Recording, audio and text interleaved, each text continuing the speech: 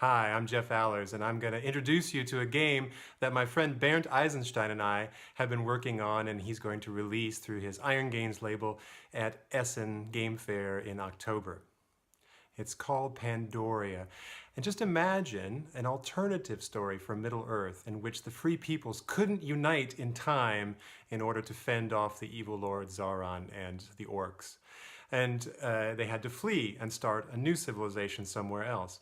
And so that's the idea of Pandoria, that these 5 realms of peoples who kind of coexisted, worked together in some things, but ultimately had too big of rivalries to fend off the evil hordes of the goblins' invasion. And they had to flee and start a new civilization. And they tried to work together again to build this new civilization, but of course the old rivalries still exist, and each realm still wants to be the greatest of the 5 realms. And so the different players of the game represent each of these realms, starting a new civilization, working together somewhat to develop the land, but really trying to score the most resources and ultimately the most glory points in the end. So this is the board, and as you can see, the fertile plain of Pandoria, surrounded on all sides by mountains, except for the beach where they first land in their escape from the goblin hordes. And as you can see, this part here is colored a little bit differently. This also is colored differently, but that's just because I had to patch it up with my printer. So this is a almost nearly final prototype with final art. So, but this part right here is intentionally just colored a little bit differently so that we can place the 2 starting tiles. So these are the typical tiles that we'll be placing on the board. They're kind of domino style tiles, 1 different terrain on each side. And so these 4 tiles, or these 2 tiles and 4 spaces, will be placed randomly on the starting space there, and we will work out from there when we start the game. Down along the bottom here, we also have places for the card market, and we have a deck of cards here, and each card also has 2 halves to it. The top half are the spells, and the bottom half are for buildings. And then there's a cost in spells, and a cost in buildings, and a cost for the card in the middle. And so those will be placed here. The four cards will be randomly placed face up after the deck has been shuffled. And then over here we have monuments, and monuments are buildings that you can build over buildings that you've already built during the game for extra points. And so they're worth, the top ones are worth 6 points, and then their next ones are worth 5, and then it goes down to 3 points. Each player takes on the role of one of the 5 realms and also gets a player tableau for that realm. So for instance, in this case, I am the Dwarven realm, and this is the beginner version of the tableau. You actually have on the other side the complete version. And on this, you have places for markers, 3 different tracks for the 3 different resources in the game. And then you have spaces for your spells, and then also space slots for your buildings down here. First, with the resources, and again, these are just simple markers that I'm using for the prototype, but those will be nicer shapes and colors in the player colors in the final version. And so each realm actually starts out with a different number of each resources. There's the magic crystals, there's gold, and then there's wood. So if you see here, the dwarves start out with not very much magic, a lot of gold, and well, about a fair amount of wood. So it's very simple, really, what the resources are used for. The gold is what is used for to buy these cards. So remember I mentioned that there's a cost for each card, and the cost is in the middle, and that's in gold. The top half of the card, you have to use either one or the other. You either use it as a spell or as a building. The spells have a cost in magic crystals, and the buildings have a cost in wood. And so that's really what the 3 resources are used for. So if I want to build this building, then I have to have at least 6 wood, and then I can put it in one of these 5 building slots. Now my slots are limited, but I can always build over another building. and then pay the difference in wood, paying a minimum of at least 1 wood. So now this building gives me this effect for the rest of the game. If I use it as a spell, however, the spell is just a one-time action, which you might think of as a spell. And so when I cast this spell, it'll give me a one-time benefit that's usually pretty strong and helpful at a certain point in the game. But then I can't use it as the building. And so in that case, I would pay the 4 crystals, and then I would put it in this pile. I would make a pile here underneath the spell space here on my tableau. In addition, each realm has a special ability that nobody else has in the complete game. And over here is an overview of a player's turn. You also get a number of figures to place on the board in your player color. And so the number of figures is dependent on the number of players in the game. And finally, one figure is bigger than the others. And again, these are my pieces, not the final pieces for the game. This bigger piece is your leader, and that will come on the board last of all your figures and count double. And finally, you also get 2 castles for your realm that you can place on the board instead of the tile that you have. And you also get a hand of 4 cards to start the game. And when the game begins, all the double tiles are shuffled and placed to the side of the board, and each player draws one and keeps it in their hand. And this is what you'll place then on the board when it's your turn. Unless, of course, you might want to place one of your castles instead. And as I said before, each player gets a special ability, and my special ability as the Dwarven realm is actually I get to have 2 tiles in my hand at all times. So I get better choice of what I have to place.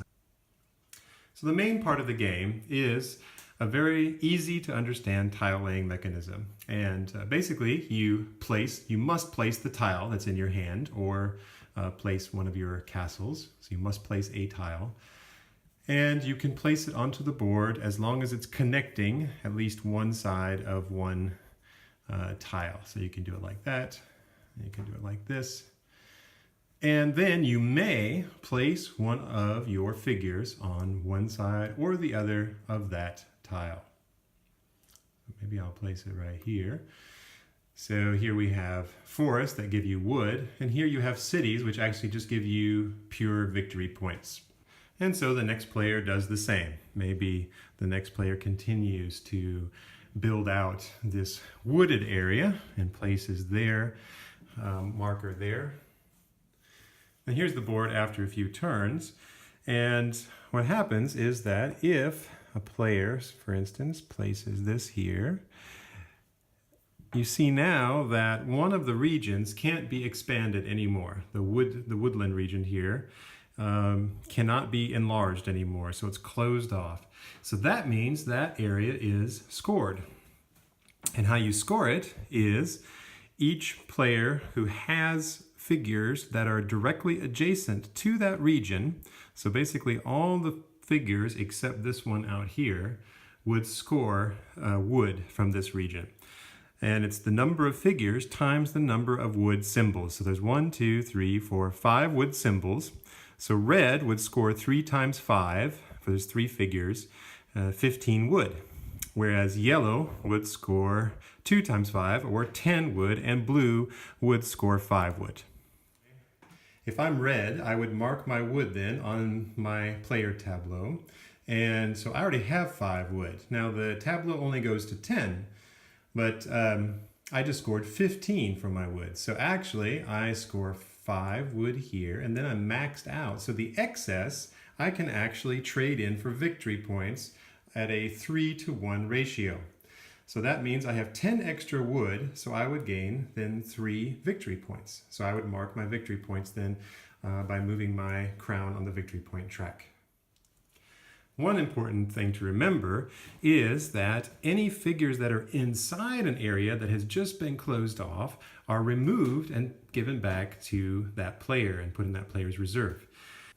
That's very important because I could have, instead of placing down here and scoring the wood, I could have placed up here. And these lakes right here serve also as a boundary. So that means that this crystal area is also closed off now. That cannot be expanded anymore. And there's a yellow figure in this crystal area that was actually hoping to score some wood, but now it has to be removed before the wood can be scored. So now the crystal area will be scored by red and blue. Each one has one figure there. There's 1, 2, 3, 4 crystals there. So each player scores 4 crystals. But more importantly, the yellow player can no longer get that wood, and they're reduced down to 1. So it's this mechanism that really is the heart of the game. You're trying to build up this land together, but at the same time you're trying to score a little bit better than everybody else. And if you have to, even remove them before they can score a certain area.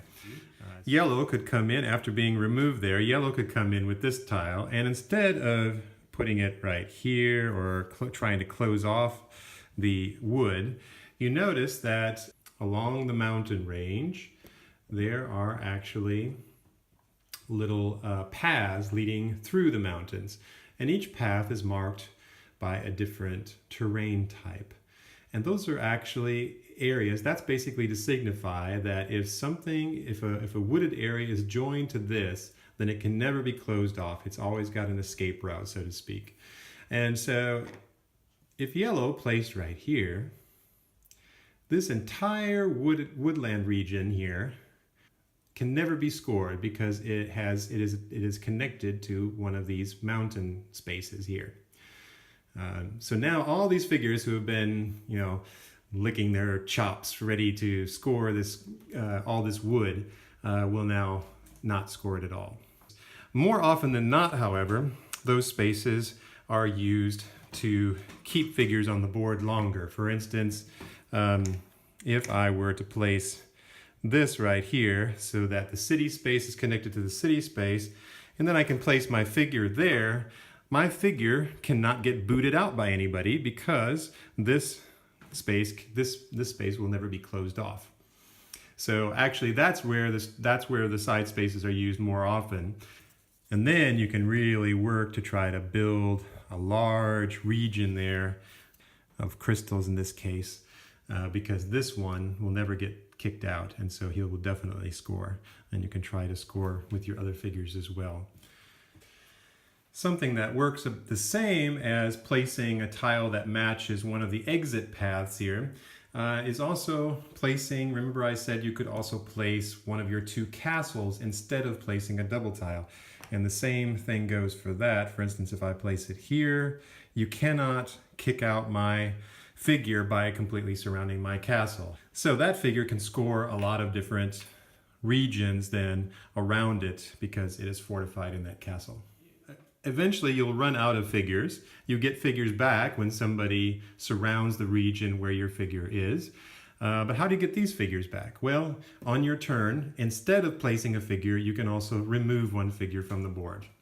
And then in addition to that, there are lots of spell cards that can also move your figures around the board and do interesting things with them.